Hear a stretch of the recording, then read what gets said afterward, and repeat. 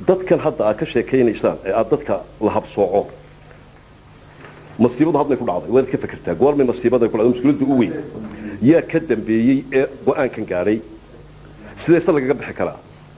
xukunka ku dhacaysa mid abada ah miyaan jeelka mar raba iyagu aanay racfaan lahayn ka soo baxay hadday iga ogolaataan intiina hadda aan hor taagnahay waxaan jeclaan lahaa inaan noqotaan idinku garsoorayaashii anigana iga ogolaataan inaan idin noqdo garyaqaankii iyagana xeer ilaaliyihii dadkay u xidhan yihiinna waa qabaa'ilka ee dabeednaha xukuntaan ciddii gardaran waxaynu nahay walaalo adugu aabbaha doontaba inoo bixiyo saddex magac baan u hayaa taariikhda dalkeennan waa Somaliland meesha mala laga wada unkabaynta badan wax afka Soomaaliya ku hadlaaye saddex magac oo muhiim ah ayuu malagu taariikhdeena ka soo ambaqaadaya wala fogaatooyo biyamal birmal iyo Soomaal ereyga maal waa garanaysaan bay la tahay waa ku noolaanshaha waxay aad u adeegato Soomaal macnaheedu waxa weeyaan xoolaha birmal ninba malbuu cudud yeesha oo yiro xoogeystaaye ayaa waabuu xisbiday dhaxalkii aabihii iyo dhaxalkii walaalihii iyo sadkiisii wuxuu dhan buu xero ku wada shaqeeyay isagu kuma joogin taasoo kaliya wuxuu sii helay waliba horumar xagga farsamada ah oo wuxuu abuuray fadhi ku talis ama inuu tuulo abuuro tuuladu waxay ku abuurantaa farsamo waxaana uu helay aqoon iyo cududba inuu birta shiilo wax soo saar haduu yimaado qaybintii baa la xiriidha xagga cilmiga waa laga dhaqaale waa laga aqoon badan yahay dhaqaale qaybsigii ayaa la kala sadursaday sidii markii horeba dhaxalkii loo kala boobay birmaal oo birtii helay oo sida hadda dawladaha waaweyn maqlaysan Mareykanka oo kala iyo Ingiriiska iyo ay noo diiday yihiin hubabka waaweyn inay soo galaan gacantooda markay ku jiraan ay tahay xalaal gacanta dawladaha hoose markay dawladaha dhex soo galaan ay tahay dembi ayaa birmaal walaalkii Soomaal uu ka dhaariyay hubka markaa nuclear-ka ahaa ee u badnaa waranka tooreyda iyo amleydaba inta waxa ku haystay gacanta birmaal oo kaliya waxa loo ogolaaday reer Soomaal midida mudaca maxaarka iyo wixii la mid ah arintaasi waxay ahayd ciil iyo cabasho ay tirsanayeen reer Soomaal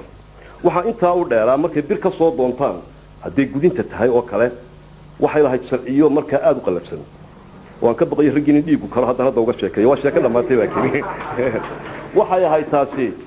gudinta waxa la soo raacin jiray inantaas oo la keenayo madaxa farsamada uu iska leeyahay ayaan darada ma qabay hadda ee marka gudinta la dhameeyo ayuu inantii diraya laba sanadood kadibna waxay noqonaysaa haddii ilmo dhasho isagoo socda in loo keeno reer birmaal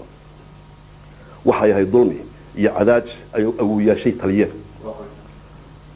waxa ka daran ka awooyaashin go'aanka ku gaadhay waxa dhacday marka ciil waxay ku qabeen dadkaas iyo calaacalkaas qabeen ba maanta baa la tashado waxa la waa nimanka reer birmaal nafta inoo keenee waxaanu kuma jiri karre waan soo gaabinaya sheekada aynu iska qabano dhagax la kiistay mudacyadii oo la urursaday maxaadadii la isu geystay mala gudma laga xaday iyo tuuriye qaarkood wixii baa lagu soo weeraray tuulooyinkii burbur civilization baa dhacay dulmigu ma raagay markiiba reer birmaal baa beerka lagaga fariistay waxa la gaaray tolo ay ka taliyeen rag aqoon-yahana ah laakiin dulmi markaa ka talinay waxa la yiri aynu lumino raadka wada ladasho ee inaga iyo reer birmaal yaan dib loo aqoonsanin inaynu wax isu ahayn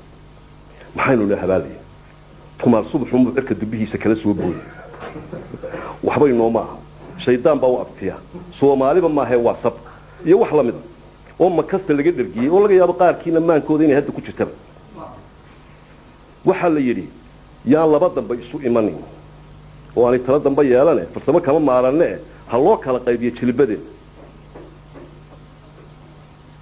xukunka noocaas ayaa reer birmaal ku dhacay racfaankiisiba u fadhidaan hadda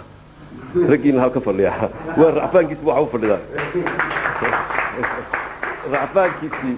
ما تهيأ بسؤال ماشي تلا واحد تهيأ والحكم كاسي هذا مرضعي فجمينا نشيلك كل لابن ميانا هي ما تين ندبو إيرنو سامحاد ميانا يقل من كيس كود ندبلو إيرن ثم